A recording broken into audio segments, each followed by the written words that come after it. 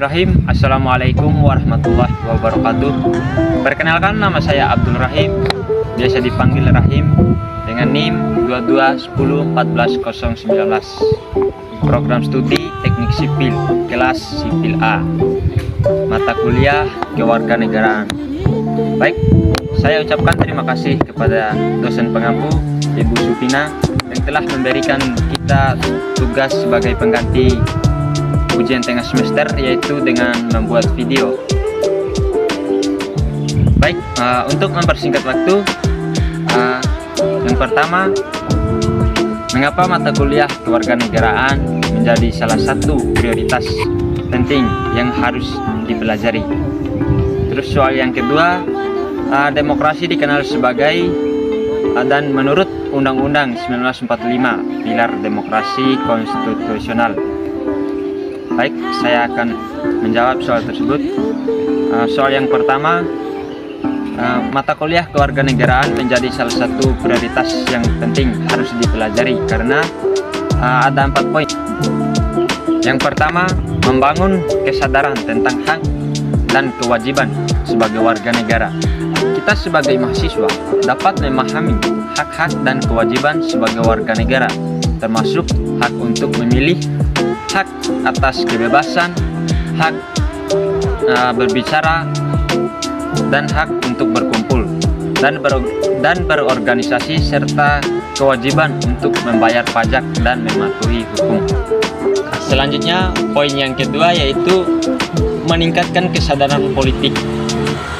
Mahasiswa dapat mempelajari dan memahami sistem politik dan pemerintahan, serta memahami peran dan tanggung jawab warga negara dan menjadi stabilitas kemajuan negara.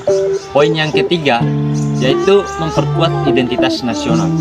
Mahasiswa dapat memahami sejarah, budaya, dan nilai-nilai yang menjadi ciri khas bangsa, sehingga dapat memperkuat rasa persatuan dan kesatuan nasional. Selanjutnya, poin yang keempat yaitu memperkaya pengetahuan. Kewarganegaraan sebagai mata kuliah multidisiplin mempelajari berbagai aspek seperti politik, sejarah, sosial, dan ekonomi, sehingga dapat membuahkan pemahaman yang haus tentang berbagai isu dan tentang yang dihadapi oleh negara.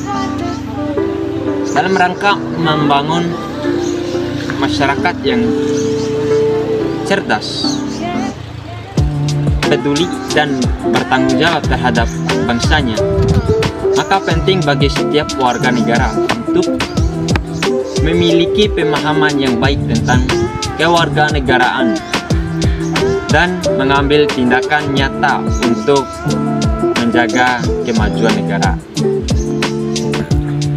Baik, soal yang kedua yaitu terbagi lagi menjadi dua, tentang demokrasi. Yang pertama tentang demokrasi dan yang kedua tentang pilar demokrasi konstitusional menurut Undang-Undang 1945. Baik, yang pertama saya akan membahas dulu terkait dengan demokrasi.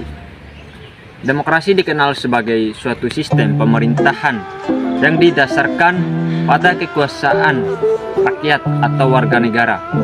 Dalam sistem demokrasi, keputusan politik dibuat oleh mayoritas suara, biasanya melalui pemilihan umum atau referendum.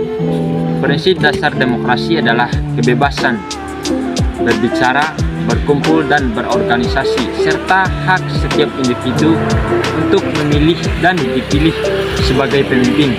Demokrasi juga menjamin hak asasi manusia dan perlindungan hukum yang sama bagi semua orang tanpa terkecuali. Selanjutnya, poin yang kedua yaitu terbagi menjadi 3. Yang pertama, kedaulatan rakyat. Kedaulatan negara berada pada rakyat dan dilaksanakan secara langsung maupun melalui wakil-wakilnya. Selanjutnya, poin yang kedua tentang pilar demokrasi konstitusional menurut Undang-Undang 1945. Di sini terbagi menjadi 3 poin. Yang pertama, kedaulatan rakyat. Kedaulatan negara berada pada rakyat dan dilaksanakan secara langsung maupun melalui wakil-wakilnya. Yang kedua, konstitusi. Konstitusi sebagai hukum dasar tertulis yang mengatur seluruh kehidupan bermasyarakat, berbangsa, dan bernegara. Selanjutnya, poin yang ketiga yaitu tentang kekuasaan kehakiman. Kekuasaan kehakiman yang bebas dan mandiri untuk menjalankan kekuasaan kehakiman atas nama rakyat. Demikian yang dapat saya sampaikan. Semoga presentasi saya ini dapat bermanfaat. Lebih dan kurangnya saya mohon maaf. Wabillahi taufiq wal hidayah. Wassalamualaikum warahmatullahi wabarakatuh.